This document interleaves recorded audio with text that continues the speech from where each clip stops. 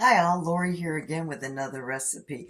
This one is a little bit different. This isn't a cheap one, and it's not an easy one. But if you're going to splurge, even once a year, I'm going to show you how I'm going to do this. There are different ways to prepare what I'm about to show you. All right, without any hidden agendas, and to move on, I bought a bone-in 4.5 pound prime rib. It was for Christmas dinner, but of course I got sick. So what I'm going to do is I'm going to put it in the oven and I'm going to bake it or broil it. Bake it, I think. Anyways, I'm going to show you how I'm going to do it. So tune in and follow me on a step-by-step on how I'm going to do our prime rib. All right. I cleaned it. I rinsed it off all the blood. Anyways, I put it in my roasting pan. I seasoned it all the way around with just some meat tenderizer called seasoned meat tenderizer. I put a little dill, a little garlic.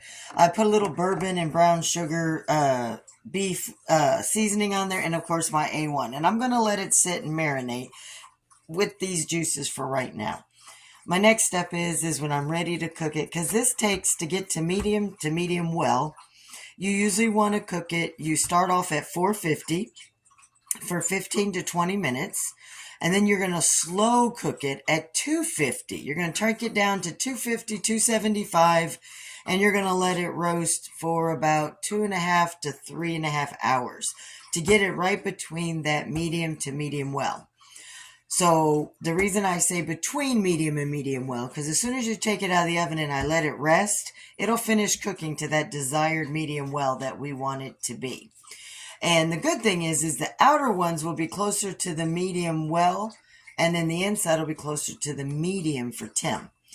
Anyways, as I had a short out to show you, you can tell I have a short that came out. It's prime rib. It's the bone-in. You could see my short, but just in case, because I know everybody wants to see, I got it from Kentucky, the Kansas City Steakhouse. That's where I buy my beef. There's the receipt. It's a beef bone-in prime rib. Oh, it's 4 pounds, not 4.5. My bad. Beef bone-in prime rib. Anyways, I always clean off the blood out of my stuff. Anyways, I'm going to let this marinate. And like I said, I'm going to put it in the oven.